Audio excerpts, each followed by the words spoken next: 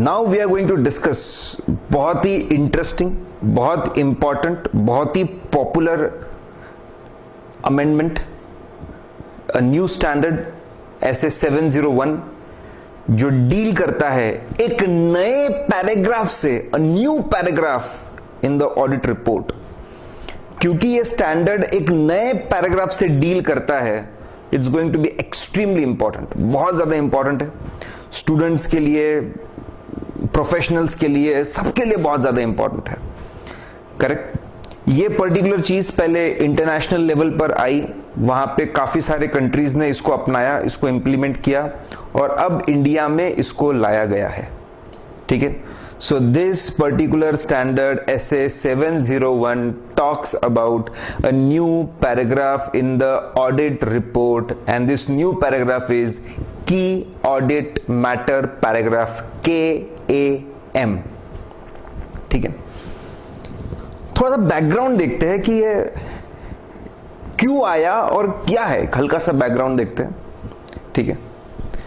देखिए, हम ऑडिटर्स इतनी ज्यादा मेहनत करते हैं, पहले तो ये इतना टेक्निकल स्टैंडर्ड्स, ठीक है, 1500 1700 पेजेस में इतने स्टैंडर्ड्स ऑन ऑडिटिंग, हम इसको पढ़ते हैं, टेक्निकल इसको पढ़ते हैं, समझते हैं, रिमेंबर करते हैं, इसको इसमें एक्सपर्ट बनते हैं, फिर प्रैक्टिकल लाइफ में जाकर बहुत ही कम समय में इसको इम्प्लीमेंट करते हैं, उससे रिजल्ट्स लाते हैं और एक अच्छा ओपिनियन देते हैं। इतनी ज्यादा मेहनत हम लोग करते हैं। करेक्ट। इतनी ज्यादा मेहनत, लेकिन प्रॉब्लम यह है कि हमारे रिपोर्ट में हम क्या पेश कर रहे हैं, रिपोर्ट में हम क्या दे रहे हैं, ओपिनियन। जो 90% कंपनीज में जो ओपिनियन है वो हम क्लीन ओपिनियन देके आते हैं 90% कंपनीज में। इतनी ज्यादा मेहनत की हमने, हर जगह पे इतनी मेहनत किया, और हमारी जो रिपोर्ट है उसमें एक स्टैंडर्डाइज्ड ओपिनियन पैराग्राफ रहता है, एक स्टैंडर्डाइज्ड ओपिनियन पैराग्राफ रहता है। इतना स्टैंडर्डाइज्ड है कि 90% जगह पैराग्राफ एकदम सेम होता है, एकदम सेम, बदलता ही नहीं है, there is no change at all. क्योंकि हमारी रिपोर्ट इतनी ज्यादा मोनोटोनस, इतनी स्टीरियोटाइप हो चुकी है, जो चीज सेम अक्रॉस एवरीवेयर, लोगों ने तो इसको पढ़ना बंद कर दिया, बोले वो ही रहता है, इनका ओपिनियन वैसा का वैसा रहता। People have stopped reading it. Audit report is losing its importance. People don't feel it is giving any valuable input. वही सब एक जैसा। इसी चीज को बदलने के लिए, ऑडिट रिपोर्ट की इंपॉर्टेंस को और बढ़ाने के लिए, उसकी वैल्यू को और बढ़ाने के लिए ये एक नया चेंज है। Now what is this change? And it's going to be big change. Correct. क्या बोलता है ये चेंज? एक नया पैराग्राफ डालना है, की ऑडिट मैटर पैराग्राफ। ऑडिट करने के दौरान आपको जो बहुत मोस्ट सिग्निफिकेंट जो चीजें आपको लगी, जिस पे आपने बहुत ज्यादा मेहनत की, बहुत चर्चा की, फ्रीक्वेंट चर्चा की, बहुत एम्फोसाइज किया, बहुत उस पे समय बिताया, मोस्ट सिग्निफिकेंट जो मैटर्स थे ऑडिट करते वक्त, आपने जो बहुत ही सिग्निफिकेंट मैटर्स फेस किए, मोस्ट सिग्निफिकेंट मैटर्स आपने जो फेस किए, करेक्ट, जो बहुत ही ट्रिकी थे, कॉम्प्लिकेटेड थे, रिस्की थे, ऐसे जो मैटर्स आपने पेश किए, शेयर विद द पीपल, लिखो उसको ऑडिट रिपोर्ट में। की ऑडिट मैटर पैराग्राफ ऐसा बोलता है कि ऑडिट करने के दौरान जो आपने बहुत ही मोस्ट सिग्निफिकेंट मैटर्स आपने जो फेस किए, वो शेयर करिए लोगों के साथ में, कि आपने क्या फेस किया, कैसे उस पर क्या काम किया, क्या सॉल्यूशन निकला। Share it with the people. लोगों को पता चलने दो कि आप कितनी मेहनत कर रहे हो, क्या क्या आप करते हो, and share it with the people. देखो इससे क्या होगा, अब रिपोर्ट्स में एक वैरायटी आएगी, हर कंपनी की रिपोर्ट अलग होगी। Report will be having lot of variety, it will be different. ठीक है। अब मैनेजमेंट भी हमसे बहुत चर्चा करेगा, अरे रिपोर्ट में तुम ये लिख रहे हो, डिस्कशंस बढ़ेंगे, ऑडिट रिपोर्ट का इंपॉर्टेंस मल्टीफोल्ड बढ़ जाएगा।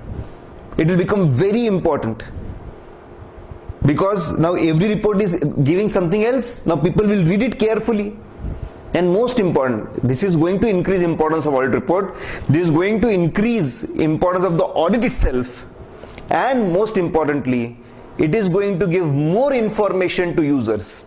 ज्यादा इंफॉर्मेशन मिलेगी. अच्छा, कंपनी में ये रिस्की एरिया था क्या? अच्छा, कंपनी में जजमेंट यहां पे ज्यादा लगता है क्या? ये ज्यादा इंफॉर्मेशन यूजर्स को मिलेगी. लोगों को इससे ज्यादा फायदा होगा. We are getting value, more value to the report. So I feel it's a very important, very interesting change जो लाया गया है, और इसका फायदा ऑडिट प्रोफेशन को और जो यूजर्स है दोनों को मिलने वाला है. We should accept this change, we should understand this change, we should implement this particular change. Correct. चलिए, हम इस स्टैंडर्ड में क्या क्या देखने वाले हैं. We are going to see 4 questions. 4 question हम लोग देखने वाले, बहुत इंपॉर्टेंट. देखिए, every standard run into many pages. Correct, बहुत सारे pages. Even this particular standard around 30 pages का स्टैंडर्ड है.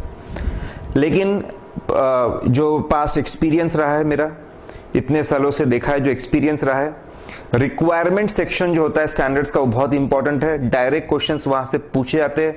That is the first thing which is being targeted. तो हमने पूरा रिक्वायरमेंट सेक्शन लिया है. जो बाकी सेक्शन होते हैं जहां पे ज्यादा पॉइंट्स होते हैं, वहां से भी हमने इंक्लूजन्स लिए हैं. तो इंस्टीट्यूट जिस तरीके से क्वेश्चंस पूछता है, पास्ट में जो देखा हुआ उससे पूरे एक्सपीरियंस से जो भी लगता है कि these questions are very important questions, वो हमने इंक्लूड कर लिए. और हम लोग हमेशा इंस्टीट्यूट के मटेरियल को देखते हुए चलते हैं. जो मटेरियल में दिया हुआ है उससे एक कदम आगे ही रहते हैं. जितना इंस्टीट्यूट के मटेरियल्स में है, जो भी है, उससे हम एक कदम आगे. जितना प्रैक्टिस मैनुअल में है, पास्ट पेपर्स में है, उससे एक कदम हम आगे ही रहते हैं. तो ये बहुत ही इंपॉर्टेंट क्वेश्चंस है. इससे अगर आना है कुछ, तो इन्हीं चीजों से आना है. ठीक है. चलिए, सबसे पहले हम लोग 4 चीज देखने वाले हैं. तो इसमें हम क्या क्या देखने वाले हैं. नंबर 1 हम देखने वाले हैं कौन से एंटिटीज में हमने KAM पैराग्राफ के बारे में सोचना चाहिए. ठीक है, ध्यान रखिए कि ऑडिट मैटर पैराग्राफ हर एंटिटी के ऑडिट रिपोर्ट में नहीं लगता. हर एंटिटी के ऑडिट रिपोर्ट में लगने वाला नहीं है. कुछ ही एंटिटीज के ऑडिट रिपोर्ट में लगने वाला है. करेक्ट. तो वो हम लोग देखने वाले कि कौन से एंटिटीज में, कौन से सर्कमस्टांसेस में की ऑडिट मैटर पैराग्राफ के बारे में सोचना चाहिए, कंसीडर करना चाहिए. सेकंड, की ऑडिट मैटर पैराग्राफ को डिटरमाइन कैसे करना कि ये है की ऑडिट मैटर पैराग्राफ, ये है की ऑडिट मैटर जो मुझे लिखना है, उसको डिटरमाइन कैसे करना, वो देखेंगे. तीसरा, जब डिटरमाइन कर चुके हैं तो क्या लिखना, कैसे लिखना पैराग्राफ के बारे में, वो देखेंगे. और ऐसे 701 का रिलेशन ऐसे 705, ऐसे 560, 706, ये 3 स्टैंडर्ड से हम लोग देखेंगे. That is the 4th thing. ठीक है. इंडिया में ये स्टैंडर्ड, इंडिया में ये पर्टिकुलर स्टैंडर्ड अभी this will be applicable from financial year 17-18, 17-18. ठीक है. फ्रॉम फाइनेंशियल ईयर 17-18 है, तो मतलब 2018 में हम इसकी पहली रिपोर्ट देखेंगे. Will be seeing the first report इन 2018. ठीक है. तो इंडिया में अभी तक इसकी कोई रिपोर्ट बनी नहीं है. So what I have done, ठीक है, जो कंट्रीज में लग चुके हैं ये, ठीक है, तो will be seeing audit report हम देंगे. डोमिनोज की ऑडिट रिपोर्ट देखेंगे, यूके की, बहुत अच्छा उन्होंने प्रेजेंट किया हुआ है. ठीक है. EY है, हम लोग मोंडी लिमिटेड साउथ अफ्रीका की कंपनी है, डेलॉइट ने वो रिपोर्ट बनाई है, वो रिपोर्ट देखेंगे. फिलिप्स की नेदरलैंड की ऑडिट रिपोर्ट है, वो हम देखेंगे. तो हमारे जो एग्जाम्पल्स रहेंगे वो बिल्कुल ही प्रैक्टिकल और लाइव एग्जाम्पल्स रहेंगे, क्योंकि वो उससे अगर हम लोग पढ़ेंगे तो हमारी understanding will be superb and retention will be also good. ठीक है, तो फर्स्ट थिंग, अब पहली चीज, कौन से एंटिटीज में, कौन से सरकमस्टांसेस में हमने की ऑडिट मैटर पैराग्राफ के बारे में सोचना चाहिए। ठीक है, नंबर 1, लिस्टेड कंपनीज में। अगर आप लिस्टेड कंपनी का ऑडिट कर रहे हो तो आपने की ऑडिट मैटर पैराग्राफ के बारे में सोचना ही चाहिए, कंसिडर करना ही चाहिए। लेकिन ध्यान रखें, लिस्टेड कंपनी में भी कौन सा ऑडिट असाइनमेंट जो कंप्लीट सेट का हो और जो जनरल पर्पस फ्रेमवर्क के हिसाब से हो। लिस्टेड कंपनी में भी कौन सा असाइनमेंट जो complete set of financial statement का ऑडिट हो और general purpose financial reporting framework के हिसाब से बनाओ। आप जानते हैं आजकल सिर्फ बैलेंस शीट का ऑडिट भी आता है, सिर्फ पीएनएल का ऑडिट भी आता है, सिर्फ कैश फ्लो स्टेटमेंट का ऑडिट भी आता है। ऐसे 810 में, ऐसे 805 में उसको डिस्कस किया था, 805 में, करेक्ट। वो असाइनमेंट में आपको इस पैराग्राफ के बारे में नहीं सोचना। लिस्टेड कंपनी का जो सबसे रेगुलर, सबसे पॉपुलर जो असाइनमेंट होता है कंप्लीट सेट का, जिसमें बैलेंस शीट भी आता है, पीएनएल भी आता है, कैश फ्लो स्टेटमेंट आता है, नोट्स टू अकाउंट्स आते हैं, वो जो कंप्लीट सेट का आप जो ऑडिट कर रहे हो, ठीक है, वो। और जनरल पर्पस, आप जानते हैं स्पेशल पर्पस की भी आजकल, स्पेशल पर्पस फ्रेमवर्क, ये हमने देखा हुआ है, स्पेशल पर्पस फ्रेमवर्क के भी असाइनमेंट्स आते हैं, उनमें भी इसके बारे में नहीं सोचना। सिर्फ जनरल पर्पस फ्रेमवर्क वाले जो असाइनमेंट्स है वही। ठीक है, तो ध्यान रखिए, लिस्टेड कंपनी का अगर आप ऑडिट कर रहे हो तो केएम लगाना पड़ेगा, प्रोवाइडेड लिस्टेड कंपनी में it is a audit of complete set as per general purpose framework.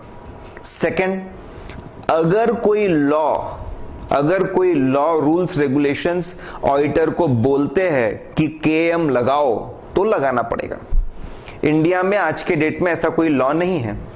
मैं एक हाइपोथेटिकल सिचुएशन, अगर ट्राई बोलता है, telecom regulatory authority of India, अगर ट्राई लेटर भेजता है, ठीक है, सभी टेलीकॉम कंपनीज को और उनके ऑडिटर्स को कि आपको आपकी ऑडिट रिपोर्ट बनाते वक्त केएम, ठीक है, इस पैराग्राफ के बारे में सोचना पड़ेगा, तो ऑडिटर को ऑफिस लगाना ही पड़ेगा। ठीक है, तो लिस्टेड कंपनीज में हमने बोला लगेगा। ठीक है, अगर लॉ रेगुलेशन कोई बोलते तो लगेगा, इंडिया में नहीं है, लेकिन अगर ट्राई बोलता है तो लगाना पड़ेगा टेलीकॉम कंपनीज की जो ऑडिट रिपोर्ट है उसमें। थर्ड, ठीक है, अगर ऑडिटर ऐसा कंसिडर करता है, अगर ऑडिटर ऐसा सोचता है कि though it is not a listed company, though there is no law rules regulation, लेकिन ऑडिटर ऐसा सोचता है, ऐसा उसको लगता है कि बहुत ज्यादा पब्लिक इसमें एसोसिएटेड है, पब्लिक इंटरेस्ट है इस एंटिटी में, तो वो खुद होके की ऑडिटर मैटर पैराग्राफ के बारे में सोच सकता है। एग्जाम्पल के तौर पे बैंक्स, इतने सारे लोग डिपेंडेंट है, पब्लिक इंटरेस्ट है, इस पैराग्राफ के बारे में सोचो। इंश्योरेंस कंपनीज, इस पैराग्राफ के बारे में सोचो। बड़े लेवल पे चैरिटी का काम चल रहा है, चैरिटी, इसका काम सोचो, इसको लगाने का सोचो, पैराग्राफ सोचो। पब्लिक सेक्टर एंटिटीज है, पीएसयूज है, अगर लिस्टेड नहीं, गवर्नमेंट कंपनीज है, भले ही लिस्टेड नहीं है, भले ही कोई लॉ नहीं लगता, लेकिन पब्लिक इंटरेस्ट है, गवर्नमेंट का पैसा है जो अल्टीमेटली जनता का पैसा लगा हुआ है, तो उसमें तो स्टैंडर्ड में लिखा है कि though it is not listed company, though it is no legal requirement, उसमें हमने लगाना ही चाहिए जहां पे पब्लिक इंटरेस्ट। तो ऑडिटर ये तय कर सकता है कि जहां पे पब्लिक इंटरेस्ट है वो खुद होके इस पैराग्राफ को लगा सकता है। तो लेट्स फ्रीज गाइस, ठीक है, इस पर्टिकुलर पैराग्राफ को लगाना पड़ेगा if you are doing audit of a listed company, वो भी कंप्लीट सेट का जो जनरल पर्पस फ्रेमवर्क के हिसाब से बने financial statements. Second, if required by law, and third, if you feel, अगर ऑडिटर को ऐसा लगता है कि इसमें पब्लिक इंटरेस्ट है, बैंक्स, इंश्योरेंस कंपनीज, ठीक है, charitable organisations, public sector units, government companies, तो वहां पर ये खुद होके लगा सकता है। ठीक है, इज दिस पॉइंट क्लियर? तो 3 जगह पे इसको लगाना है। फिर एक बहुत ही सिंपल सा उन्होंने एक्सप्लेनेशन दिया है जो बहुत ही लॉजिकल है, इट्स वेरी लॉजिकल। अगर आप कहीं पे डिस्क्लेमर दे रहे हो, डिस्क्लेम कर रहे हो, डिस्क्लेमर, ऐसे 705 में इसको डिस्कस किया जाता है, डिस्क्लेमर। डिस्क्लेमर मतलब आप ऐसा बोल रहे हो कि मुझे ऑडिट में जानकारी नहीं मिली, जो रिक्वायर्ड इंफॉर्मेशन चाहिए थी, कुछ जानकारी नहीं मिली फाइनेंशियल स्टेटमेंट्स के बारे में, ओवरऑल फाइनेंशियल स्टेटमेंट के बारे में मुझे जानकारी नहीं मिली, इसलिए मैं ओपिनियन नहीं दे सकता। अगर आप डिस्क्लेमर डाल रहे हो, if you are putting disclaimer, ठीक है, कि मैं कुछ बोल नहीं सकता, मैं ओपिनियन दे नहीं सकता, अगर ऐसा है, अगर आप ऐसा बोल रहे हो कि मैं ऑडिट नहीं कर पाया, मैं इंफॉर्मेशन इकट्ठा नहीं कर पाया, इसलिए मैं ओपिनियन नहीं दे सकता कुछ, अगर आप डिस्क्लेमर दे रहे हो, करेक्ट, डिस्क्लेमर दे रहे हो मतलब ऑडिट नहीं कर पाया, मतलब आप काम नहीं कर पाए। जब ऑडिट ही नहीं कर पाए तो फिर सिग्निफिकेंट मैटर्स कहां से आएंगे? तो स्टैंडर्ड ने एकदम क्लैरिफाई किया, एकदम बहुत ही आसान सा, कि अगर आप डिस्क्लेमर दे रहे हो, आप ओपिनियन नहीं दे रहे हो, आप ऐसा बोल रहे हो कि आप सबूत इकट्ठा नहीं कर पाए, ऑडिट नहीं कर पाए, तो फिर की ऑडिट मैटर पैराग्राफ कहां से आएंगे? If there is a disclaimer, की audit matter paragraph will not be applicable. बहुत बढ़िया, एकदम सिंपल है। तो 3 सिचुएशन हमने देखी कहां लगेगा, और एकदम सिंपल सी बात है, डिस्क्लेमर अगर दे रहे हो तो की ऑडिट मैटर पैराग्राफ देना ही नहीं है आपको, which is perfectly logical. Audit ही नहीं किया तो उसके अंदर के सिग्निफिकेंट मैटर्स कहां से आएंगे? Very important question, it can be a question, there can be a case study. ठीक है, now next is key audit matter paragraph को आप आइडेंटिफाई कैसे करोगे? किस चीज को बोलोगे आप कि ये की ऑडिट मैटर पैराग्राफ है? करेक्ट, तो बहुत आसान है, किस चीज को आप बोलोगे? मैंने उसको स्टडी करके, ठीक है, 4 हिस्सों में उसको बांटा है, 4 हिस्सों में नहीं बोलेंगे, 4 लेयर्स में उसको बांटा है। इनका ऐसा कहना है, देखिए बहुत इंपॉर्टेंट बात उनका कहना है, बहुत ही सिलेक्टेड, चुनिंदा, बहुत ही सिलेक्टेड और बहुत ही चुनिंदा जो मैटर्स है वो यहां पे जाने चाहिए। सोच के देखिए आप लोग, अगर मैं आपको ऑडिट में अच्छा स्कोर करना है, इसकी मैं 50 टिप्स देता हूं, 50 टिप्स, आप 50 टिप्स पढ़ते पढ़ते सो जाओगे, बोलेंगे इतनी सारी टिप्स है, क्या याद रखूं, क्या याद नहीं रखूं, क्या फॉलो करूं, क्या फॉलो ना करूं, and you will lose interest और आप कोई इंप्रूवमेंट नहीं ला पाओगे। You will not be able to, क्योंकि इतने सारे टिप्स थे, tips will lose the relevance. ठीक है, क्या इंपॉर्टेंट है, क्या इंपॉर्टेंट, तो आप मुझे पूछेंगे 50 में से भी क्या इंपॉर्टेंट है बताइए। स्टैंडर्ड बनाने वालों का ऐसा कहना है कि बहुत ही चुनिंदा, बहुत ही लिमिटेड मैटर्स यहां पे हमने डिस्क्लोज करने चाहिए, यहां पे हमने बताने चाहिए। तो बोले फिर अब क्या करेंगे, छानेंगे कैसे चीजों को? तो इनका कहना है सबसे पहले तो बोले आप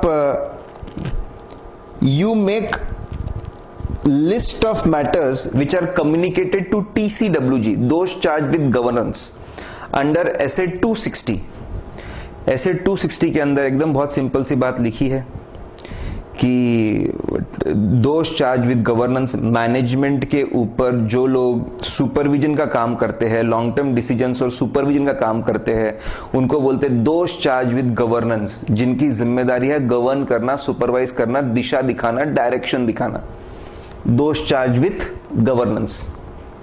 ठीक है, उनसे समय समय पे आप कम्युनिकेशन करिए, अपॉइंटमेंट के बाद कम्युनिकेशन करिए कि आप किस चीज के लिए अपॉइंट हुए हो। फिर काम शुरू करने से पहले कम्युनिकेट करिए, जब काम चल रहा है तब कम्युनिकेट करिए, काम खत्म होने के बाद कम्युनिकेट करिए। तो ऐसे 260 में है, वहां पे डिस्कस भी किया हुआ है that we are suppose to communicate to TCWG under SA 260 matters. तो बोले उसकी लिस्ट बनाइए। तो पहले बोले लिस्ट बनाइए, list of the matters which are communicated to TCWG under 260। तो आपने जो TCWG को जो आपने बताया होगा ऐसे 260 में, ठीक है, वो लिस्ट बनाइए, ठीक है। उसमें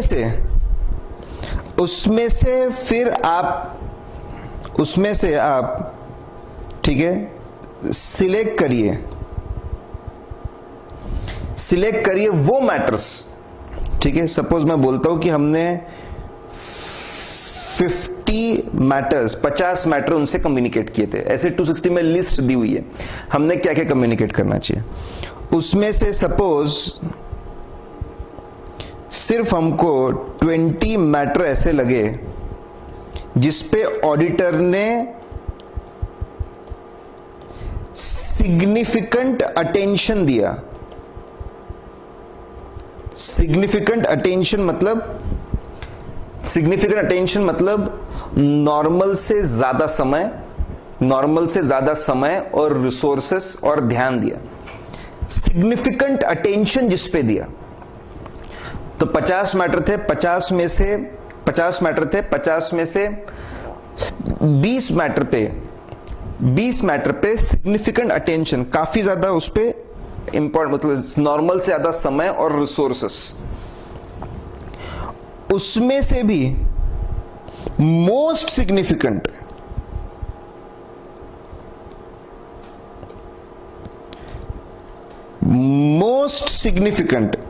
चिंता ना करें, सबका एग्जाम्पल देखेंगे हम लोग।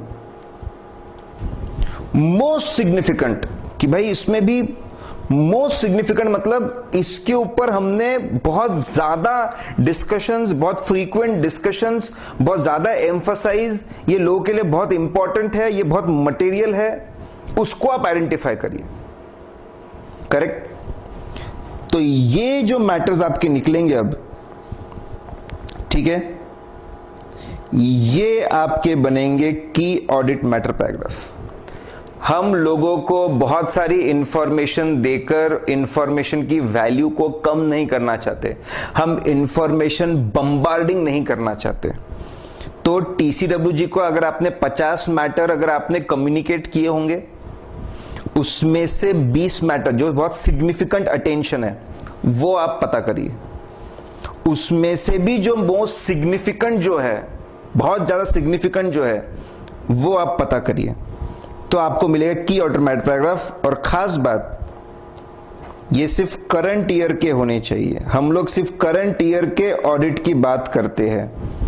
कोई अगर मैटर पिछले बार इंपॉर्टेंट होगा, उसका फॉलोअप लिखने की जरूरत नहीं है, उसका रेफरेंस देने की जरूरत नहीं है। No need to do that, no nothing.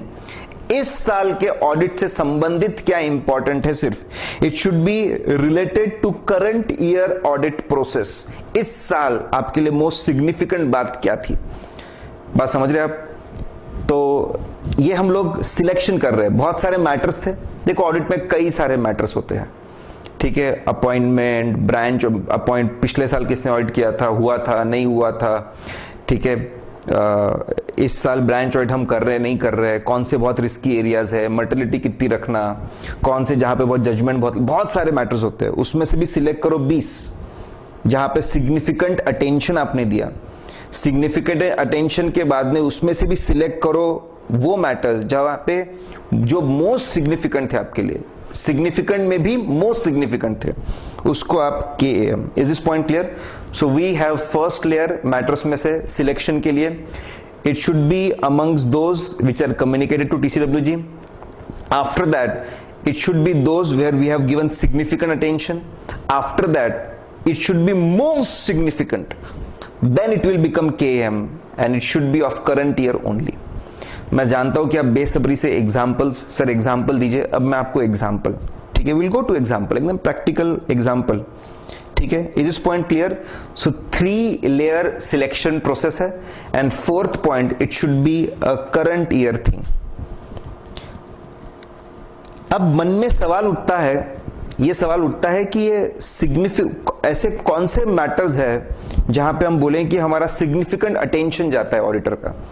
तो उन्होंने एक्सप्लेन किया है, उन्होंने समझाया है कि कुछ मैटर्स, ठीक है, आप जब सिग्निफिकेंट मैटर्स, आप जहां पे आपने नॉर्मल से ज्यादा समय, एनर्जी, रिसोर्सेज आपने लगाए हैं, ज्यादा आपने समय बिताया है, वो सिग्निफिकेंट, ठीक है, सिग्निफिकेंट अटेंशन आपका वहां पे था, ठीक है। तो वहां पे उन्होंने एक्सप्लेन किया है कि इस लिस्ट में जाने लायक, इस लिस्ट में जाने लायक आपने 3 बातें तो हमेशा सोचनी चाहिए, इस लिस्ट में जा सकती है। मैंने बोला सिलेक्ट करने के लिए 3 चीजें हैं और फिर वो करंट ईयर का होना चाहिए 4th पॉइंट। पहला सिलेक्शन का जो है, टीसीडब्ल्यूजी से आपने क्या कम्युनिकेट किया, ये पता लगाना बहुत ही आसान है। टीसीडब्ल्यूजी से आपने क्या कम्युनिकेट किया, इसका रिकॉर्ड आपके पास में होता ही है, तो वो 50 आइटम तो आपको आपके जो कम्युनिकेशन रिकॉर्ड है वो, अब वो 50 में से सिग्निफिकेंट अटेंशन आपने किस पे दिया, ठीक है, तो उसके लिए यहां पे गाइडेंस है। ऐसे 701 हमको गाइड करता है और हमको बताता है, it gives us guidance that significant attention, जब आप 50 में से टीसीडब्ल्यूजी को आपने 50 चीजों का कम्युनिकेशन किया है, वो 50 में से वो कौन सी चीजें हैं, वो कौन सी चीजें हैं, वो कौन से आइटम्स है जिस पे आपने सिग्निफिकेंट अटेंशन दिया, ठीक है, ये डिटरमाइन करते वक्त, ठीक है, 3 चीजें आप हमेशा ख्याल में रखें। मतलब ये 3 चीजें, they are giving us example, they are giving guidance कि ये 3 चीजें सिग्निफिकेंट अटेंशन में जनरली आती ही है। कौन सी ये 3 चीजें, मैं पहले आपको बताऊं। ऐसे मैटर्स जहां पे सिग्निफिकेंट रिस्क थी या higher risk of material misstatement था, इस पे जनरली अटेंशन आप देते ही हो, हम डिस्कस करेंगे। सेकंड, जहां पे बहुत जजमेंट लग रहा था, बहुत जजमेंट लगता है कुछ एरियाज में, वो। और तीसरा, कोई एक सिग्निफिकेंट इवेंट है या ट्रांजैक्शन है, ठीक है। 3 चीजें, let's see one by one, ठीक है। वंस अगेन, सिग्निफिकेंट अटेंशन कौन से मैटर्स पे लगा, सिग्निफिकेंट अटेंशन कौन से मैटर्स पे लगा, ये तय करते वक्त ये 3 चीजों का आप ख्याल रखें, क्योंकि ये जनरली उसमें आती है, correct. So they are explaining that these things generally come in there, generally वहां पे आती है। कौन सी 3 चीजें? Number 1, risk. ऑडिट करते वक्त ऐसे 315 में पढ़ते हैं, आपने सिग्निफिकेंट रिस्क वाले एरियाज को आइडेंटिफाई किया होगा। तो वो जो सिग्निफिकेंट रिस्क वाले जो एरियाज है, ठीक है, सिग्निफिकेंट रिस्क वाले जो एरियाज है, वो उसके ऊपर आपने बहुत अटेंशन दिया होगा, वो आपके केएम में आ सकते हैं, वो आपके केएम में आएंगे। आपने कुछ एरियाज को मार्क किया होगा higher risk of material misstatement, कुछ एरियाज को आपने मार्क किया होगा higher risk of material misstatement, वो एरिया यहां पे आएंगे की ऑर्डर मैटर पैराग्राफ में। अब मैं थोड़ा सा और बता ही दूं, अब आपके मन में ये आ रहा होगा कि ये सर फर्क क्या होता है सिग्निफिकेंट रिस्क वाले एरियाज और higher risk of material misstatement वाले एरियाज, क्या फर्क है उसमें? तो मैं थोड़ा सा 315 में बात डिस्कस होती है, फिर भी मैं आपको बता दूं, ठीक है। ऑडिट पे हम लोग जाते हैं तो ऐसा बोलते हैं, थोड़ी देर के लिए ऐसा मान लो कि इंटरनल कंट्रोल सिस्टम्स नहीं है, उसको बोलते हैं without considering the effect of internal control system. थोड़ी देर के लिए ऐसा मान लो कि इंटरनल कंट्रोल सिस्टम्स नहीं है, ऐसा मान लो, ठीक है। और सोचो कौन से एरियाज में गड़बड़ हो सकती है। जैसे रिटेल वाले लोग हैं तो हमने बोला कि यार इन्वेंट्री में बहुत गड़बड़ हो सकती है, इन्वेंट्री में। फिर हमने बोला कि यार डेटर में भी गड़बड़ हो सकती है। फिर हमने बोला शायद क्रेडिटर में गड़बड़ हो सकती है। और चौथा प्रोविजंस। ऑडिट करने जब जाते हैं तो थोड़ी देर के लिए मान लो कि इंटरनल कंट्रोल सिस्टम्स नहीं है, और सोचो कहां कहां पे गड़बड़ हो सकती है। जहां पे चोरी होने के चांस बहुत ज्यादा होते हैं, कैश, ठीक है, जहां पे कॉम्प्लिकेशंस होते हैं, ऐसे एरियाज, उसको हम बोलते हैं इनहेरेंट रिस्क, उसको हम नाम देते हैं इनहेरेंट रिस्क। तो हम गए और हमने देखा कि अरे ये लो रिटेल वाला काम है इनका, इन्वेंट्री में गड़बड़ हो सकती है, इंडस्ट्री डाउनफॉल में है, डेटर में गड़बड़ हो सकती है, डेटर की रिकवरी में गड़बड़ हो सकती है, क्रेडिटर ज्यादा पैसे मांग सकते हैं, क्रेडिटर में गड़बड़ हो सकती है, प्रोविजंस फॉर एक्सपेंसेस है उसमें गड़बड़ हो सकती है। हमने इनहेरेंट रिस्क को आइडेंटिफाई किया ये 4 एरियाज में, ठीक है। इनहेरेंट रिस्क में भी जो बड़ी रिस्क होती है, इसकी प्रोबेबिलिटी बहुत ज्यादा होती है, प्रोबेबिलिटी बहुत ज्यादा और अमाउंट बहुत ज्यादा इन्वॉल्व है, उसको हम नाम देते हैं सिग्निफिकेंट रिस्क। सपोज हमने बोला इन्वेंट्री और प्रोविजंस में सिग्निफिकेंट रिस्क है, ठीक है। इंटरनल कंट्रोल सिस्टम के बारे में नहीं सोच के, assuming that there are no internal control system, there is nothing, no controls, तो जो हमको बहुत ही रिस्की है, जो रिस्की रहता है उसको इनहेरेंट रिस्क। इनहेरेंट रिस्क में भी जो बड़ी रिस्क है उसको हम बोलते हैं सिग्निफिकेंट रिस्क। तो हमने बोला इन्वेंट्री और प्रोविजंस में सिग्निफिकेंट रिस्क है। मेरा बोलने का यह मतलब है इनहेरेंट रिस्क पता करते वक्त और सिग्निफिकेंट रिस्क पता करते वक्त हम इंटरनल कंट्रोल सिस्टम्स का इफेक्ट नहीं लेते, ये जानना जरूरी है आपके लिए, ठीक है। फिर हम कंट्रोल्स को समझते हैं, कंट्रोल्स कैसे है।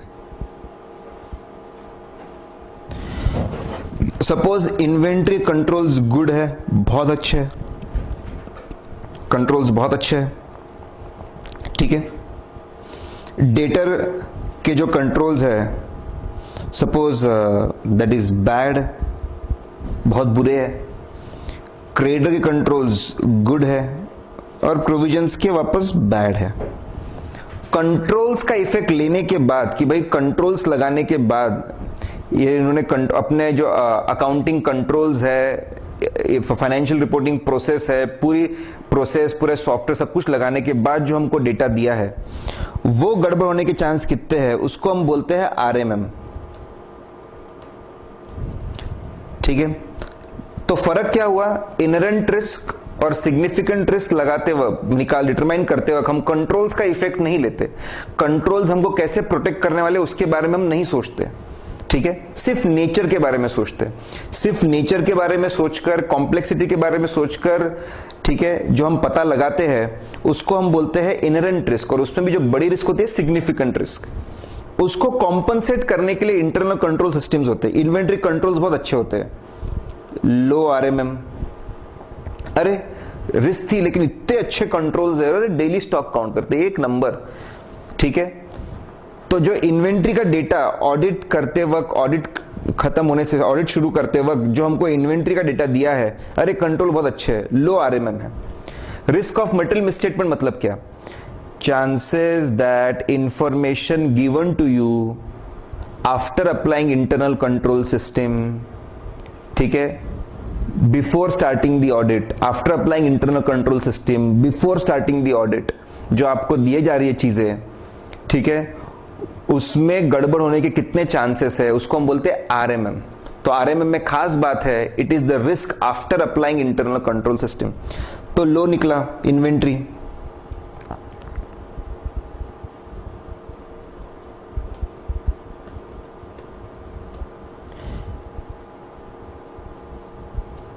फिर डेटर में इनहेरेंट रिस्क थी और कंट्रोल्स वीक है, अरे कंट्रोल्स वीक है, रिस्क है और कंट्रोल रिस्क है, हाई आरएमएम। यहां पे क्रेडिटर में अच्छे थे, लो आरएमएम, बैड है, हाई आरएमएम, ठीक है। अब क्या लिखा हुआ है कि ऑडिट मैटर पैराग्राफ में, ठीक है, सिग्निफिकेंट अटेंशन वाली चीजें लेनी है। उनका कहना है सिग्निफिकेंट अटेंशन वाली चीजों में सिग्निफिकेंट रिस्क वाले एरियाज लो। मतलब क्या, सिग्निफिकेंट रिस्क वाले एरियाज लो मतलब आपको इन्वेंट्री को भी लेना है, सिग्निफिकेंट रिस्क थी, प्रोविजंस को भी लेना है, सिग्निफिकेंट रिस्क थी, और जहां पे हाई आरएमएम है आपको, ठीक है, डेटर को भी लेना है। प्रोविजंस तो आ ही गए हैं तो आपको डेटर को भी लेना पड़ेगा, हाई आरएमएम वाली चीजें हैं। Are you getting this point? Let's freeze guys, थोड़ा सा टेक्निकल है लेकिन अगर आप समझ जाएंगे तो आपको बहुत फायदा होगा, ठीक है। Let's freeze once again. ऐसे मैटर्स जिस पर सिग्निफिकेंट अटेंशन ऑडिटर का जाता है, उसका एक सबसे इंपॉर्टेंट एग्जांपल है रिस्की एरियाज। रिस्क में भी दो रिस्क, कंट्रोल्स का इफेक्ट लिए बगैर जो रिस्क होती है that is significant risk, significant risk वाले एरियाज, और कंट्रोल के इफेक्ट के बाद में भी अगर हाई रिस्क है तो हाई आरएमएम वाले एरियाज। ये मैटर्स आपको लेने चाहिए, ठीक है। मैं एक पैरेलल एग्जांपल देता हूं, डेंगू, ठीक है। डेंगू एक जानलेवा बीमारी है, इससे जान जा सकती है, it is a significant risk. लेकिन अगर ठीक है, इट्स अ सिग्निफिकेंट रिस्क। लेकिन अगर मैं मेडिकल फैसिलिटीज की बात करूं, अगर अच्छे मेडिकल फैसिलिटीज है, अच्छा हॉस्पिटल है, अच्छे डॉक्टर्स है, अच्छा एनवायरमेंट है, तो आपको बचाया जा सकता है। मतलब अगर मैं सिस्टम्स सबकी करूं तो फिर बचाया जा सकता है, तो लो आरएमएम। डेंगू नेचर खतरनाक है, सिग्निफिकेंट रिस्क है, नेचर के हिसाब से सिग्निफिकेंट है, लेकिन अच्छा हॉस्पिटल आपको बचा सकता है, low RMM. Dengue is a example of significant risk but low RMM. Next है कैंसर। भाई कैंसर तो खतरनाक है और डॉक्टर्स भी, ठीक है, डॉक्टर्स कैंसर का इलाज भी नहीं है। मतलब आप हॉस्पिटल भी है, डॉक्टर्स भी है, सब कुछ है, ब्लड कैंसर है, बचना मुश्किल है, सिस्टम लगा के भी बचना मुश्किल है। मतलब cancer is a high RMM, high risk of material misstatement. तो मैंने आपको पैरेलल एग्जांपल दिया, ठीक है। डेंगू नेचर के हिसाब से खतरनाक है, लेकिन डॉक्टर्स बा सिस्टम बचा सकता है आपको। और कैंसर ऐसी चीज है जो खतरनाक तो है ही और सिस्टम आपको बचा भी नहीं सकता। There are areas of high RMM, ठीक है। आपको पैरेलल एग्जांपल दिया मैंने। अब मैं आपको प्रैक्टिकल लाइफ एग्जांपल आपको बताता हूं मैं, ठीक है। प्रैक्टिकल लाइफ एग्जांपल, डोमिनोज, आपने डोमिनोज पिज्जा सुना ही है। डोमिनोज पिज्जा, ठीक है, कि यूके के डोमिनोज पिज्जा जो यूके है, ठीक है, उसकी ऑडिट रिपोर्ट मैं पढ़ रहा था, तो मैं देखा ईवाई ने, बहुत ही बढ़िया, डोमिनोज पिज्जा में ईवाई ने रेवेन्यू रिकॉग्निशन को, ठीक है, रेवेन्यू रिकॉग्निशन को उन्होंने अपने ऑडिट रिपोर्ट में एक रिस्की एरिया है ऐसा बताया हुआ है। वो मैं आपको बताता हूं।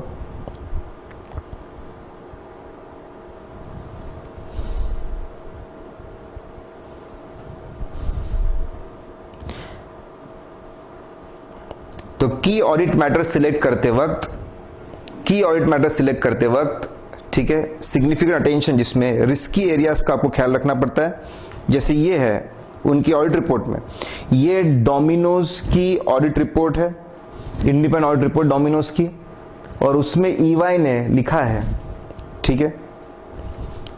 पहले तो रेफरेंस दिया, refer to the accounting policies and note 3 of the consolidated financial statement. Reference दिया, इसके बारे में और पढ़ना है तो आप फाइनेंशियल स्टेटमेंट्स में कहां पढ़ सकते हैं। टोटल ग्रुप रेवेन्यू, इनका कहना है कि ग्रुप का revenue is 316 million Euros, group का रेवेन्यू है। The group significant revenue stream include royalties, corporate store, उनका बहुत सारा पैसा रॉयल्टीज से आता है, स्टोर से, उनके डोमिनोज के, उसके रॉयल्टी से आता है, खुद के भी स्टोर्स है वहां के सेल से आता है, ठीक है। फ्रेंचाइज को जो सामान बेचते हैं वो लोग, कुछ सामान बेचते होंगे, फर्नीचर्स और व्हाटएवर इट इज, तो वो, और रेंटल इनकम, इनकी प्रॉपर्टीज है, रेंटल इनकम, तो 1 2 3 4 4 तरीके से इनका रेवेन्यू आता है। We continue to assess revenue recognition as area of audit risk which has significant effect on our audit strategy. हमारे लिए बहुत रिस्की एरिया है और हमारे स्ट्रेटेजी में बहुत रिस्की एरियाज है, तो इस पर बहुत ध्यान देना पड़ता है हमको। There is a risk of misstatement. Risk में भी उनका कहना है कि रिस्क में भी कट ऑफ में ज्यादा रिस्क है। Misstatement of revenue through cut off, cut of मतलब आप जानते होंगे, इस साल का रेवेन्यू अगर अगले साल चले जाए या अगले साल का रेवेन्यू इस साल आ जाए, उसको हम लोग बोलते हैं cut off. There is a cut off. Cut off errors at year end arising from recording of transaction in correct period and susceptibility to management overhead. Management इसमें गड़बड़ कर सकता है, ईयर एंड पे कट ऑफ में इधर के income expense आगे भेज सकता है, आगे के यहां पे ला सकता है, इसमें गड़बड़ हो सकती है, तो उन्हें बराबर, ठीक है। की ऑडिट मैटर पैराग्राफ में क्या लिखना, उसके लिए हमको सिग्निफिकेंट अटेंशन वाले एरियाज, रिस्की एरियाज, जहां पे रिस्क होती है वो सिग्निफिकेंट अटेंशन वाले एरियाज होते हैं। वहां पे एक्सप्लेन भी किया है कि रिस्क थी तो हमने क्या किया, we perform detail testing over revenue recognition as follow. हमने डिटेल टेस्टिंग की, ठीक है। आप वीडियो को स्टॉप करके आप पढ़ सकते हैं ये पूरी चीज। मैं क्या है, मैं बता ही रहा हूं ऐसे आपको, I am telling you the important things. कि इन्होंने यहाँ पे लिखा हुआ एक्सप्लेन किया है कि हमने रेवेन्यू रिकॉग्निशन में अच्छी खासी चेकिंग की। आईएफआरएस में जो रेवेन्यू रिकॉग्निशन क्राइटेरिया थे वो हमने देखे। हमने सैंपल बेसिस पे कुछ चीज़ों को शुरुआत से लेकर आखिर तक चेक किया। हमने एनालिटिकल प्रोसीजर्स भी लगाई। हमने year and cut off procedures भी लगाई हमने कि कट ऑफ सही है ना, कुछ गड़बड़ तो नहीं की है, ठीक है। और जो एक फ्रेंचाइजीज को जो कुछ रिबेट वगैरह हम लोग देते हैं, ठीक है, उसका भी कोई टाइमिंग डिफरेंस तो नहीं, भाई अगले साल का इस साल तो नहीं लिया, अगले साल का इस साल का उस साल तो नहीं कर दिया ट्रांसफर, और रिजल्ट हमको ऐसा मिला है कि सब बराबर है, कोई चिंता की बात नहीं है। इन्होंने बराबर अपने, तो डोमिनोज वाले जो ऑडिटर है, हमारे EY के जो ऑडिटर्स है अर्नस्ट एंड यंग के, उन्होंने अपनी रिपोर्ट बनाते वक्त बराबर इसको की ऑडिट मैटर पैराग्राफ बताया हुआ है, ठीक है। अभी आप सुनते जाइए, एक बार हम डिस्कशन कर लेते हैं, फिर वो आपके दिमाग में बैठ जाएगा। नाउ तो सिग्निफिकेंट अटेंशन वाले एरियाज, रिस्की एरियाज, रिस्क जहां पे सिग्निफिकेंट रिस्क होती है और जहां पे हाई RMM होता है, वो आपके सिग्निफिकेंट अटेंशन वाले एरियाज में आ सकते हैं, नंबर 1। नंबर 2, जहां पे सिग्निफिकेंट जजमेंट लगता है, जहां पे बहुत ज्यादा जजमेंट लगता है, जहां पे बहुत ज्यादा जजमेंट लगता है, ठीक है, वो चीजें भी आपके सिग्निफिकेंट अटेंशन वाले एरियाज में आ सकती है। अब जजमेंट जहां पे बहुत ज्यादा लगता है, इसके लिए एग्जांपल में, जहां पे बहुत जजमेंट लगता है, इसके लिए मैं एग्जांपल ले रहा हूं। मोंडी लिमिटेड एक कंपनी है साउथ अफ्रीका की, मोंडी लिमिटेड कंपनी है साउथ अफ्रीका की, ठीक है। उनके ऑडिटर्स ने डेलॉइट, शायद डेलॉइट उनके ऑडिटर्स है, डेलॉइट उनके ऑडिटर्स है। तो की ऑडिट मैटर पैराग्राफ एक्सप्लेन करते वक्त उन्होंने बिल्कुल एक्सप्लेन किया है। कैपिटलाइजेशन क्या है, मैं आपको कहानी बता रहा हूं। उनका ऐसा कहना है कि कंपनी भयंकर बहुत ज्यादा एक्सपांशन कर रही है, they are doing lot of expansion, इतना एक्सपांशन, बहुत ज्यादा खर्चा कर रही है। अब जब खर्चा कर रहे हैं एक्सपांशन में, तो बहुत केयरफुली देखना पड़ता है नेचर ऑफ द एक्सपेंस, कि इसको कैपिटलाइज करना है कि नहीं करना है, और कैपिटलाइज करना भी तो कौन से डेट तक कैपिटलाइज करना है, और कैपिटलाइज करने के बाद कितने यूजफुल लाइफ में इसको डेप्रिशिएट करना है। बहुत जजमेंट लगता है, nature of the expense, capitalise और नॉट, कौन से डेट पे कैपिटलाइजेशन को रोक देना चाहिए, और फिर इकोनॉमिक यूजफुल लाइफ कितनी होनी चाहिए। तो उनका कहना है इस साल ऑडिट करते वक्त हमको बहुत अटेंशन देना पड़ा, बहुत ज्यादा हम लोगों को अटेंशन देना पड़ा, ठीक है, ये capitalisation of property, plant and equipment में बहुत ज्यादा। क्यों? क्योंकि इसमें बहुत जजमेंट इन्वॉल्व था, lot of judgement was involve, ठीक है, बहुत जजमेंट इन्वॉल्व था। तो उन्होंने वो बात एक्सप्लेन की है, हमने उसको अच्छे से चेक किया कि कैपिटलाइजेशन को रोक देना चाहिए when asset is ready for commercial use, वो हमने चेक किया। हमने इकोनॉमिक यूजफुल लाइफ को चैलेंज किया, पास्ट में कितना यूजफुल लाइफ लिया था उससे कंपेयर किया, थर्ड पार्टी से कंपेयर किया, फ्यूचर यूज कैसे होने वाला है उसके हिसाब से हमने देखा, और एंड रिजल्ट हमको ऐसा मिला है कि सब बराबर है, कोई चिंता की बात नहीं है। ऐसा मोंडी लिमिटेड के ऑडिट रिपोर्ट में है, करेक्ट। तो रिस्की एरियाज आएंगे, significant attention, risky areas will come in significant attention. आपके जहां पे हाई जजमेंट, जो एग्जांपल है हाई जजमेंट, बहुत ज्यादा जजमेंट लगता है, वो यहां पे आएंगे। जैसे इंपेयरमेंट टेस्टिंग होती है AS 28 में, impairment testing, goodwill impairment testing, asset impairment testing, उसमें भी बहुत जजमेंट लगता है। अगर इंपेयरमेंट है तो फिर डेफिनेटली वो भी सिग्निफिकेंट अटेंशन वाले एरियाज में आ जाएगा। फिर तीसरा, थर्ड थिंग, अगर कोई ऐसा मैटर है, अगर कोई बहुत बड़ा इवेंट है या फिर ट्रांजैक्शन है, तो इसमें फिलिप्स, नीदरलैंड का ऑडिट रिपोर्ट है फिलिप्स की, इनके KPMG ऑडिटर्स है, ठीक है, to my knowledge KPMG auditors है। तो इन्होंने की ऑडिट मैटर बराबर एक्सप्लेन किया हुआ है। क्या है, मैं आपको फिर से सिर्फ एक उसका ओवरव्यू दे रहा हूं। इन्होंने सोचा है कि ये अपने पूरे ग्रुप में 2 एंटिटीज बनाएंगे। मतलब अभी जो बिजनेस चल रहा है हेल्थ टेक, हेल्थ से रिलेटेड जो टेक्नोलॉजी है उसके लिए पूरे ग्रुप में जहां पे हेल्थ टेक्नोलॉजी के मामले है, उन सब पूरा जो डिविजन्स है उसको अलग करके हेल्थ टेक के लिए एक अलग कंपनी बनाएंगे। एंड लाइटिंग अपॉर्चुनिटीज, लोगों से काम लेके लाइटिंग करना, उनकी लाइटिंग अपॉर्चुनिटीज के लिए एक अलग कंपनी बनाएंगे। तो पूरे ग्रुप में इतनी बड़ी चीज चल रही है, पूरे ग्रुप में हेल्थ टेक की चीजों को अलग किया जा रहा है और लाइटिंग अपॉर्चुनिटीज की जो चीज है उसको अलग किया जा रहा है। It's a very big event, इस पे बहुत ध्यान देना पड़ा ऑडिटर को। तो उन्होंने बोला है कि यह सिग्निफिकेंट अटेंशन वाली चीज है ये हमारे लिए, ठीक है। और एक चीज वहां पे लिखी, उन्होंने एक वोल्केनो कॉर्पोरेशन को अक्वायर किया। तो अक्वायर किया, ये बहुत बड़ा ट्रांजैक्शन था, बहुत हेवी प्राइसेस। अक्वायर करने के बाद में एसेट्स कैसे बुक करना, लाइबिलिटीज कैसे बुक करना, डिफरेंस क्या करना, करते हैं ना अमेलगमेशन में, करेक्ट? जब अमेलगमेशन में जो आप करते हो, तो बोले ये भी हमारे लिए एक सिग्निफिकेंट अटेंशन वाला मामला था। लेट्स सी गाइस, ठीक है। की ऑडिट मैटर पैराग्राफ, की ऑडिट मैटर्स पे जाने से पहले हमको ऐसे एरियाज आइडेंटिफाई करने पड़ेंगे जहां पे सिग्निफिकेंट अटेंशन देना पड़ता है। तो ने एग्जांपल दिया, ऐसे 701 एक्सप्लेन करता है कि सिग्निफिकेंट अटेंशन देना पड़ता है, ठीक है। सिग्निफिकेंट अटेंशन देना पड़ता है ऑडिटर को जनरली 3 एरियाज में। नंबर वन जो रिस्की एरियाज है, जहां पे सिग्निफिकेंट रिस्क होती है और हायर IRMM होता है। नंबर 2 जहां पे बहुत ज्यादा जजमेंट्स लगते हैं। नंबर 3 जहां पे सिग्निफिकेंट इवेंट्स या ट्रांजैक्शंस हो। रिस्की एरियाज के लिए मैंने आपको समझाया, before taking effect of control is significant risk, after taking controls फिर भी रिस्क है तो हायर RMM बोलते हैं उसको, ठीक है। एग्जाम्पल देखा, डोमिनोज में रेवेन्यू रिकॉग्निशन में रिस्क थी तो ऑडिटर ने लिखा अपने ऑडिट रिपोर्ट में। सेकंड, जहां पे बहुत जजमेंट लगता है, मोंडी लिमिटेड की ऑडिट रिपोर्ट थी। मोंडी लिमिटेड की ऑडिट रिपोर्ट की बहुत जजमेंट लगा, बोले यहाँ पे कैपिटलाइजेशन बहुत जजमेंट, तो वो सिग्निफिकेंट अटेंशन वाला एरिया बन गया। नंबर 3, ठीक है, जहां पे सिग्निफिकेंट इवेंट्स या ट्रांजैक्शन है, वो भी वहां पे भी अटेंशन आपको ज्यादा देना पड़ता है, ठीक है। वो मैं यहाँ पे फिलिप्स का एग्जाम्पल दिया मैंने, सारी बातें लिखी हुई भी है। अब जब सिग्निफिकेंट अटेंशन वाले एरियाज हमको मिल गए, उसमें से भी जो मोस्ट सिग्निफिकेंट है, उसमें से भी ये आइडेंटिफाई मोस्ट सिग्निफिकेंट कौन से होते हैं, जहां पे बहुत इनडेप्थ चेकिंग करनी पड़ती है, बहुत फ्रीक्वेंट कम्युनिकेशन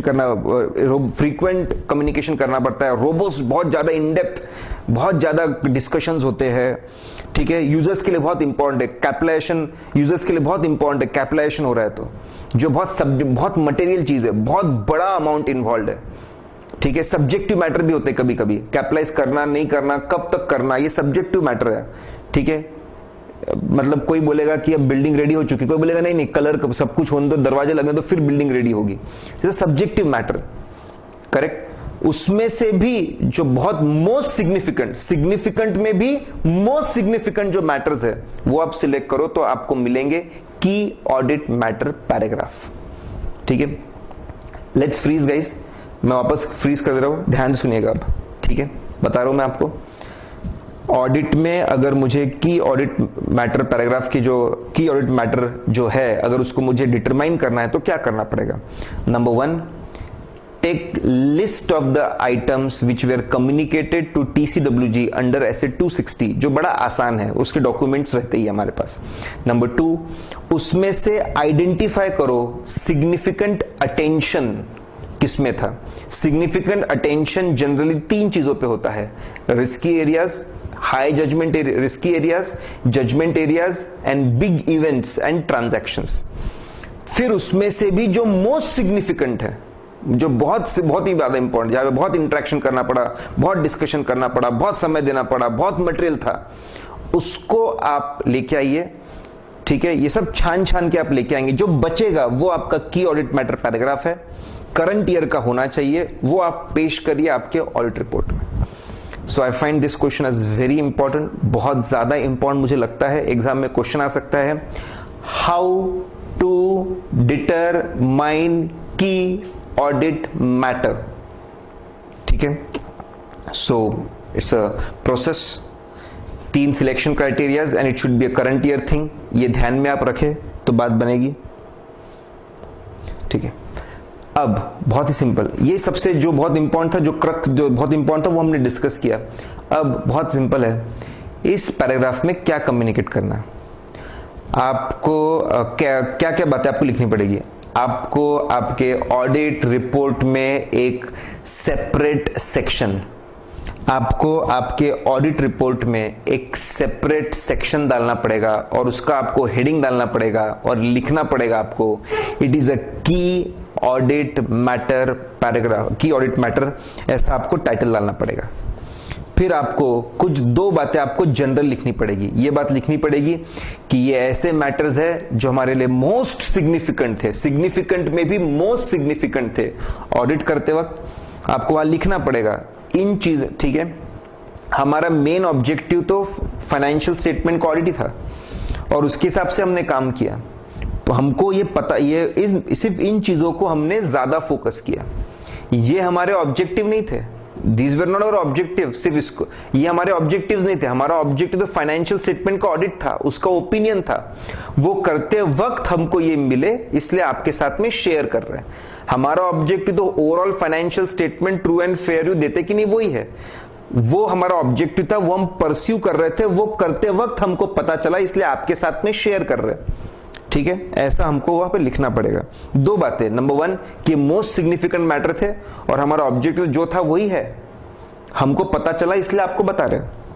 असाइनमेंट इसके लिए नहीं था, असाइनमेंट ऑडिट का है और वही किया है, बीच उसके अंदर कुछ बातें पता चली वो आपसे बता रहे, ठीक है। ये जनरल कमेंट डालने पड़ते हैं। जैसे मैं आपको बताता हूं मॉन्डी लिमिटेड, ठीक है, फिर किसी में भी, हर जहां पर भी आपको ये दिखेगा की ऑडिट मैटर पैराग्राफ, तो आपको जैसे ही की ऑडिट मैटर पैराग्राफ आप डालेंगे, करेक्ट, जैसे आप की ऑडिट मैटर पैराग्राफ डालेंगे आप, करेक्ट,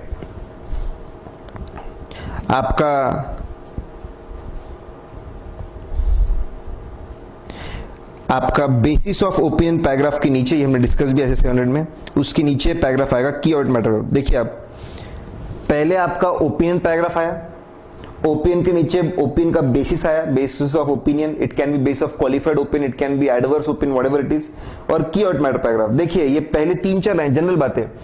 की audit matter paragraph are those matter that in professional judgement were most significant, ठीक है, most significance in our audit. These matters were addressed in context of our audit as a whole, ठीक है। Separate opinion नहीं दे रहे हम लोग, audit हमारा main objective है, उस पर ओपिनियन दे रहे हैं, वो करते वक्त पता चला इसलिए बता रहे हैं आपको। तो आपको क्या लिखना है पैराग्राफ में, आपको एक सेपरेट पैराग्राफ डालना पड़ेगा बेसिस ऑफ ओपिनियन पैराग्राफ के नीचे, उसमें आपको टाइटल डालना पड़ेगा की ऑडिट मैटर पैराग्राफ, की ऑडिट मैटर्स। आपको दो जनरल बातें लिखनी पड़ेगी हर बार आपको दो बातें कि ये मोस्ट सिग्निफिकेंट थी और इसको ध्यान में रख के ऑडिट नहीं किया गया, ऑडिट तो हमारा मेन था, ठीक है, जो हमको पता चला इसलिए शेयर कर रहे हैं आपके साथ में। ये जनरल बात आपको लिखनी पड़ेगी। फिर आपको हर मैटर को डिस्क्राइब करना पड़ेगा। जैसे यहाँ पे कैपिटलाइजेशन है एक मैटर, तो उसको आपको डिस्क्राइब करना पड़ेगा। You will have to describe it, आपको डिस्क्राइब करना है कि क्या मैटर है और आपने इसको की ऑडिट मैटर पैराग्राफ क्यों बनाया ये बताना पड़ेगा। अच्छा, जजमेंट वाला बहुत इशू था क्या, इसलिए बनाया। अच्छा, रिस्क वाला इशू था क्या, इसलिए बनाया। अच्छा, ये बहुत बड़ा इवेंट था क्या, इसलिए बनाया। आपको डिस्क्राइब करना है और आपने इसको की ऑडिट मैटर पैराग्राफ क्यों बनाया, बहुत रिस्क की वजह से, बहुत जजमेंट की वजह से, बहुत बड़े ट्रांजैक्शन की वजह से, वो भी एक्सप्लेन करना है। वेरी इंपॉर्टेंट, मैटर एक्सप्लेन करना है, क्यों इसको केएम बनाया वो बताना है।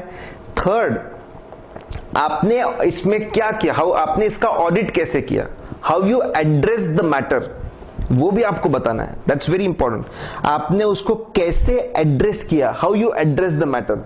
देखो मॉन्डी लिमिटेड में उन्होंने एक्सप्लेन किया है एग्जैक्टली वैसे ही मैटर और सारी बातें, ठीक है। प्रैक्टिकल चीज अगर आप देखोगे तो आपके दिमाग में फिट बैठेगी ये बात, इसलिए मैंने आपको ये प्रैक्टिकल चीज बताई।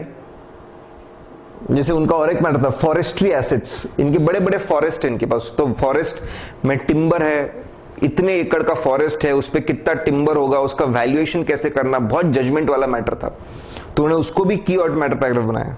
फॉरेस्ट्री एसेट्स डिस्क्रिप्शन क्यों है वो, और आपने उसको कैसे चेक किया, वो भी वो बताया हुआ है उन्होंने। इज दिस पॉइंट क्लियर, बात समझिए आपको, ठीक है।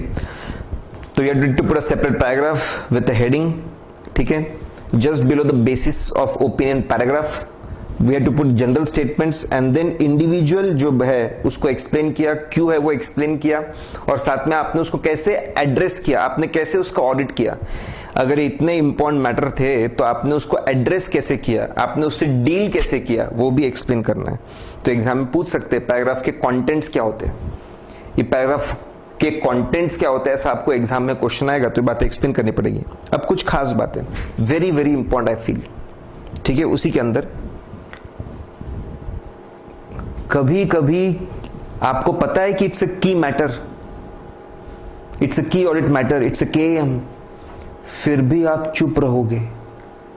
ऐसे बोलता है कभी कभी आपको की ऑडिट मैटर पता चलेंगे लेकिन आपको चुप रहना है, फिर भी कुछ नहीं लिखना रिपोर्ट में। सर्कमस्टांसेस नंबर 1, पहला, कब हो सकता है ऐसा?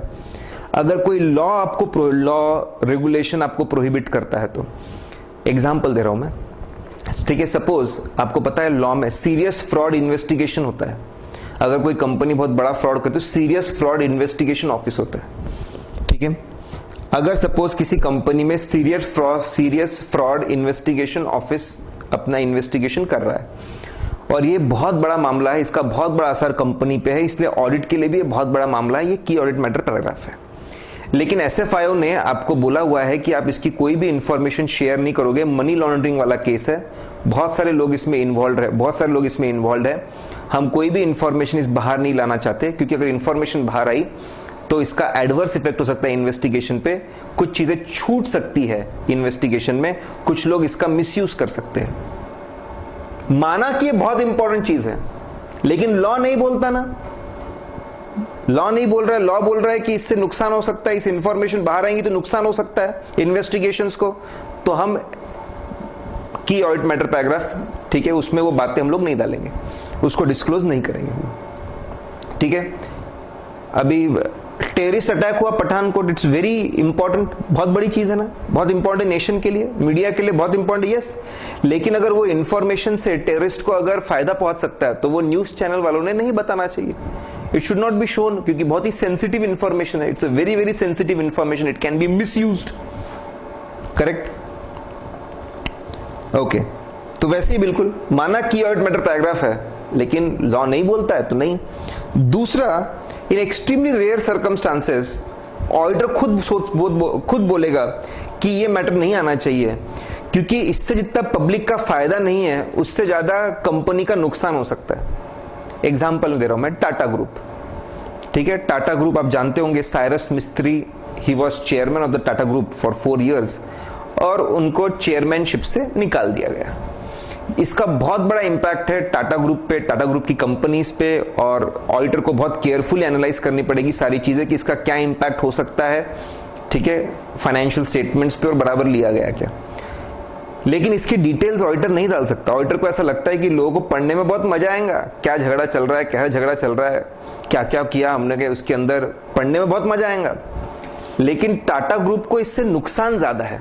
अगर ऑडिटर को ऐसा लगा कि इस इंफॉर्मेशन से पब्लिक को जितना फायदा नहीं है उससे ज्यादा कंपनी को नुकसान है, तो वापस इस मैटर को उसने नहीं बताना चाहिए। तो ध्यान रखिए, दो सिंपल सी बातें हैं। Sometime there is a key audit matter, there the issues KM होते हैं, लेकिन उसको डिस्क्लोज नहीं किया जाता। नंबर 1, क्योंकि लॉ बोल रहा है डिस्क्लोज मत करो, इसलिए।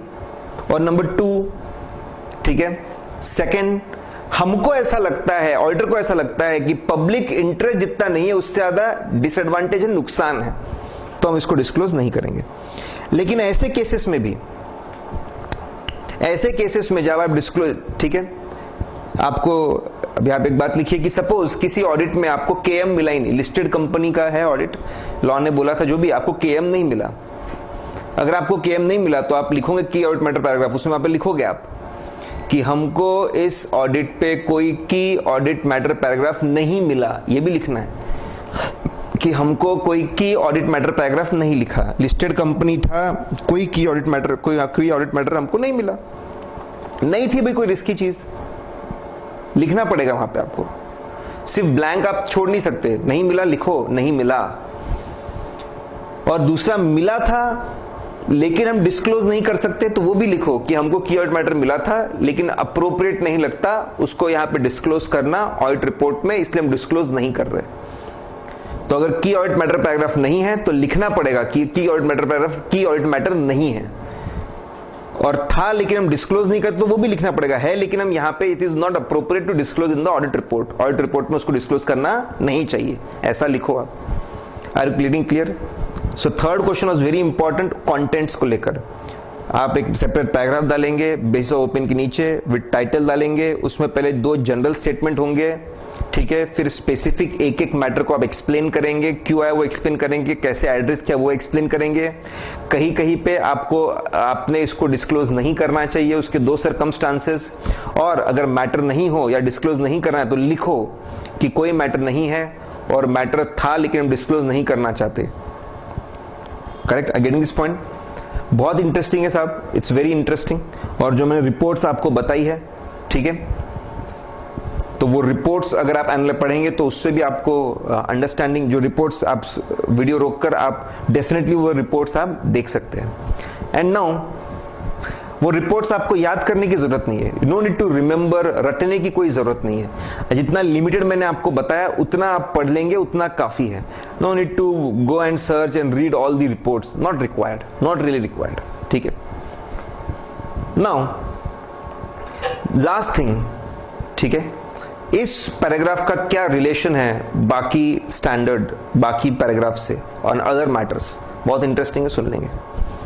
सपोज हम लोग क्वालिफाई कर रहे हैं हमारी report, suppose we are qualifying, अगर हम हमारी रिपोर्ट क्वालिफाई कर रहे हैं, ठीक है, ऐसे 705 में क्वालिफाई, छोटी मोटी गलती है, इन्वेंट्री ओवर वैल्यूड है, इन्वेंट्री ओवर वैल्यूड है तो आप उसको क्वालिफाई कर रहे हो कि कंपनी की इन्वेंट्री ओवर वैल्यूड है बाय 50 lakhs, इसको छोड़कर बाकी सब सही है। क्वालिफाई, कंडीशनल ओपिनियन आप दे रहे हो। Qualification, qualify is funny word, qualify का मतलब होता है, और एक जो वर्ड होता है क्वालिफिकेशन, एक तो अच्छा आप सोचते होंगे, क्वालिफिकेशन का और एक मतलब है कंडीशनल, तो यहां पे उसका कंडीशनल, जब आप कंडीशनल ओपिनियन देते हो उसको हम क्वालिफिकेशन बोलते हो। अगर आप क्वालिफाई कर रहे हो, ठीक है, या फिर आप एडवर्स दे रहे हो, या फिर आप डिस्क्लेमर दे रहे हो, ये सब बड़ी बात है, बहुत बड़ी बात है। क्वालिफाई करना, ऑडिट रिपोर्ट, एडवर्स देना, डिस्क्लेमर देना, बहुत बड़ी बात है। या फिर आप बोल रहे हो कि गोइंग कंसर्न में कोई प्रॉब्लम है, गोइंग कंसर्न में there is a problem with the going concern, there is a material uncertainty, बोले इनके पास में पैसों की बहुत कमी है, इनको 500 करोड़ का लोन रीपे करना है, लेकिन इनके पास तो सिर्फ 400 करोड़ ही है, ठीक है, तो 100 करोड़ कहां से आएंगे पता नहीं। मटेरियल अनसर्टेनिटी, कंपनी के ऊपर एक अनसर्टेनिटी है कि 100 करोड़ कहां से आएंगे, वो प्रॉब्लम है। सपोज अगर ऐसी चीजें हैं तो स्टैंडर्ड में ऐसे 701 में लिखा है, if there is a qualification matter, adverse matter, disclaimer matter, going concern matter, तो उसको उनके स्टैंडर्ड्स के हिसाब से qualification is covered by 705, adverse opinion is covered by 705, disclaimer is covered by 705 and going concern problem is covered by 570। उसके हिसाब से वहां पे जैसा लिखा हुआ है वैसा आप एक्सप्लेन करिए। की ऑडिट मैटर पैराग्राफ में उसको इंक्लूड मत करो, सिर्फ उसका रेफरेंस दो। If there is a qualification, put a separate paragraph base of qualification. If there is a adverse, put a separate paragraph base of adverse. If there is problem with the disclaimer, put a paragraph basis of disclaimer. ठीक है, base of disclaimer. If there is a problem with the going concern, put a separate paragraph, there is a problem with the going concern. KAM में की audit matter paragraph में आप सिर्फ reference दे सकते हो कि ये भी एक की ऑडिट मैटर पैराग्राफ है, बेसिस में, बेस ऑफ क्वालिफिकेशन में एक्सप्लेन्ड है, बेस ऑफ एडवर्स में एक्सप्लेन्ड है, गोइंग कंसर्न में एक्सप्लेन्ड है। Are you getting this point? बहुत ही इंपॉर्टेंट बात समझिए आपको। अगर क्वालिफिकेशन वाला कोई मैटर है, एडवर्स वाला कोई मैटर है, डिस्क्लेमर वाला कोई मैटर है, गोइंग कंसर्न वाला मैटर है, तो उसको अपने सेपरेट एसएस के हिसाब से सेपरेट पैराग्राफ में एक्सप्लेन करना चाहिए। केएएम में सिर्फ उसका रेफरेंस देना चाहिए। की ऑडिट मैटर पैराग्राफ में सिर्फ उसका क्या देना चाहिए? सिर्फ और सिर्फ उसका रेफरेंस देना चाहिए। ठीक है, ये बात बहुत इंपॉर्टेंट दी हुई है। ठीक है, और आप ऐसा नहीं कर सकते कि की ऑडिट मैटर पैराग्राफ में आपने क्वालिफिकेशन एक्सप्लेन कर दिया और बेसिस ऑफ क्वालिफिकेशन आपने निकाल दिया। No no no no no, that is not the solution. ठीक है, केएम में डाल के आप बच नहीं सकते, बेसिस ऑफ क्वालिफिकेशन अलग से ही डालना पड़ेगा। ठीक है, बेस ऑफ एडवर्स अलग से डालना पड़ेगा, डिस्क्लेमर अलग से डालना पड़ेगा। ठीक है, गलतियों को आप केएम में डालकर लोगों से छुपा नहीं सकते, बचा नहीं सकते चीजों को। एक और बात है, शायद अगर आपने ऐसे 706 अगर पढ़ लिया है, ठीक है, तो 706 अगर आपने पढ़ लिया है तो फिर आपको यहां पे समझेगा नहीं, कोई नहीं समझा कोई बात नहीं, 706 के साथ भी इसको मैंने कवर किया हुआ है, ठीक है। इट इज एडवाइजेबल कि आप पहले सारे स्टैंडर्ड्स देखें, उसके बाद आप SS 701 701 देखें। नंबरिंग में तो पहले है, but it is very important that you study others and then you come here 701, ठीक है। ये मैं बता रहा हूं, मैं सुन लेंगे, ठीक है। क्या लिखा है, बहुत ही आसान है, ये एक्चुअली 706 में लिखा हुआ है, लेकिन यहीं पे इंटरेस्टिंग है तो मैंने कवर कर लिया। सुन लीजिए, अगर कोई ऐसी बात है जो EMP और OMP emphasise of matter paragraph या अदर मैटर पैराग्राफ की कोई बात है, ठीक है, और आपको लगता है कि वो KM में भी जानी चाहिए, माना EMP की बात है, OMP की बात है, लेकिन आपको KM, तो KM को इंपॉर्टेंट दो, की ऑडिट मैटर पैराग्राफ में उसको इंक्लूड करो। उसको इंपॉर्टेंस देने के लिए आप, और इंपॉर्टेंस देने के लिए आप पहले नंबर पे इंक्लूड कर सकते हो, ज्यादा डिस्क्राइब कर सकते हो, बोल्ड में लिख सकते हो, ठीक है। तो ये सिचुएशन बदल गई। अभी तक के क्या बोल रहे थे हम लोग, एडवर्स है, एडवर्स का अलग से दिखा, क्वालिफिकेशन अलग से दिखा, डिस्क्लेमर अलग दिखा, गोइंग का अलग दिखा, KM में सिर्फ रेफरेंस दे। लेकिन अब चीजें बदल गई। 706 EMP OMP अगर है तो क्या लिखा हुआ है, एकदम सिंपल बात लिखी हुई है, ठीक है। मैंने बोला आपको 706 देखना पड़ेगा पहले। अगर EMP OMP की कोई बात है, अगर EMP OMP की कोई बात है और वो KM में भी जा सकती है, अगर आपको लगता है कि बहुत इंपॉर्टेंट है, तो KM में लिखो उसको, यहां पे लिखो, वहां छोड़ दो। देखो अप्रोच बदल गया। अभी तक हम बोल रहे थे अलग अलग लिखो, KM में सिर्फ रेफरेंस देना, अब बोल रहे KM में लिख दो पूरा, वहां से निकाल दो। तो ऐसा हो सकता है EMP OMP की बात बहुत इंपॉर्टेंट हो तो KM में लिख दो और उसको EMP OMP से निकाल दो। Getting this point, are you getting this point? 706 में इसको और डिस्कस करने वाले हम लोग, ठीक है। लेट्स फ्रीज गाइस, 4 बातें हमने डिस्कस की, वापस बहुत इंपॉर्टेंट और बहुत इंटरेस्टिंग, और मुझे ऐसा लगता है कि ऑडिट प्रोफेशन पे इसका काफी इंपैक्ट रहेगा। एक नया पैराग्राफ है, एक नया स्टैंडर्ड है 701। हमने एक हल्का सा इसका बैकग्राउंड देखा, फिर मैंने आपको बताया सभी कंपनीज में नहीं लगता, कुछ ही कंपनीज के ऑडिट रिपोर्ट में लगेगा। कैसे उसको डिटरमाइन करना वो मैंने आपको बताया, हाउ टू डिटरमाइन इट, उसका प्रोसेस बताया मैंने आपको। फिर मैंने आपको बताया कि इसमें क्या क्या बातें लिखना वो बताया, और फिर मैंने आपको बताया कि इस पैराग्राफ का बाकी पैराग्राफ से क्या मतलब है, ठीक है। क्वालिफिकेशन अलग से लिखना चाहिए, डिस्क्लेमर अलग से लिखना चाहिए, एडवर्स अलग से लिखना चाहिए, गोइंग कंसर्न अलग से लिखना चाहिए, यहां सिर्फ रेफरेंस देना चाहिए। माना कि इंपॉर्टेंट चीजें सिर्फ यहां रेफरेंस दो, लेकिन EMP OMP में अगर कोई EMP OMP वाली चीज इंपॉर्टेंट है इधर भी, तो इधर लिखो, वहां लिखने की जरूरत नहीं है, ठीक है। Is this point clear? Okay, इतना अगर आप अच्छे से पढ़ेंगे तो I think you are fully prepared for the exam, और आप बहुत अच्छे से आंसर्स लिख सकते हो। You can write good answers and you can tackle any case study, कोई भी केस स्टडी आप इसमें टैकल कर सकते हो।